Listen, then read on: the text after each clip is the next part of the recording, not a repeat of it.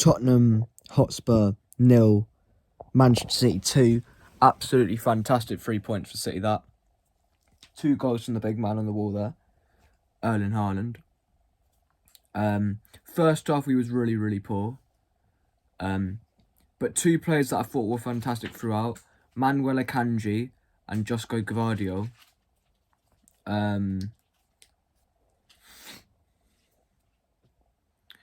Stefan Ortega did really well when he came on. That save from Son was world class.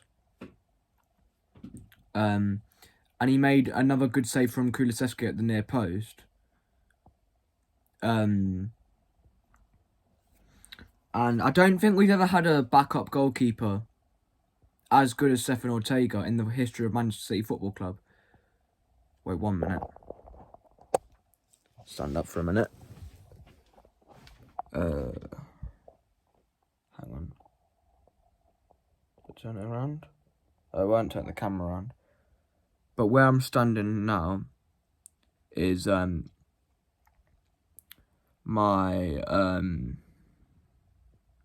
treble winners artwork, and I'm just pointing towards Stefan Ortega Moreno now, number 18. Because it's a shame that it can't turn around, because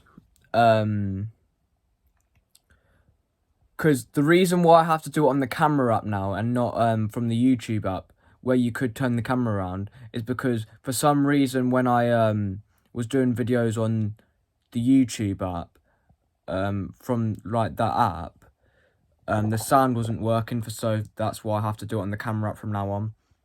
And it's been like that for the past few months, so it's unfortunate, but it is what it is. We're 1 win away from 4 league titles in a row. Against West Ham, 3 points. That would secure the 4th Premier League title. And we're 2 wins away from securing a double, which would be fantastic after a season winning the treble and to win the double the following season.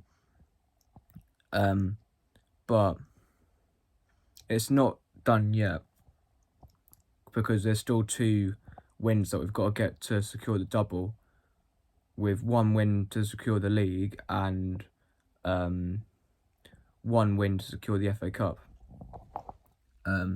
But that pass from Foden into Doku to win the penalty, world class that from Foden. Got to be player of the season, and I think he's got to be up there with the Ballon d'Or, because people say how good Bellingham's been this season, but when you actually watch Bellingham in the big games, he doesn't really do a lot. Because I thought when we played against Real Madrid, I didn't think much of Bellingham in terms of quality, and I think Foden's had a better season. Plus, Foden don't take penalties either. I know Bellingham doesn't really take penalties as well, but I think he might have taken the odd penalty for Real Madrid this season, but he's not like their regular taker either. But Phil Foden, what a player. He didn't have his best game tonight, but he played a part in the 2 goals.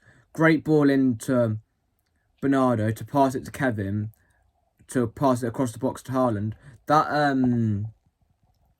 goal was a world-class goal, that first goal, in terms of how good it was as a team goal. My man of the match would have been Akanji, actually. He did get lucky when he made that mistake and Ortega had to make that save near the end by Son. But apart from that, I thought he was our best defender on the pitch and our best overall player, really, on the pitch as well. I thought Diaz was rock solid as well. I thought Kyle Walker was really good. Obviously, Gvardiol was really good as well.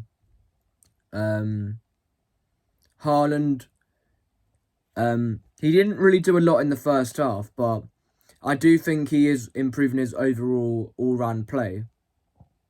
But he's still got like a bit of work to do to become like a complete striker, but he's getting there bit by bit. But first half I thought Tottenham played better than us. They had quite a few good chances. Bentancur, Edison saved it.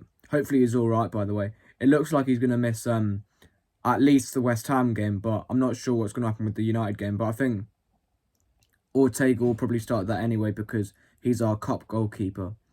But I think Walker did say a good quote about Ortega in his post-match interview, which is like how good like goalkeepers are from Germany in terms of like the way that they come out. I can't remember the exact word, but he praised Ortega and German goalkeepers for how they are in terms of like their style of goalkeeping. But Ortega, we can't let that man leave because there's talk of him leaving, isn't there? Because he hasn't signed a new contract, and there's Stoiled, what's it? Stalled,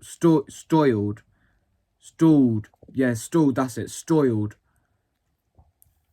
contract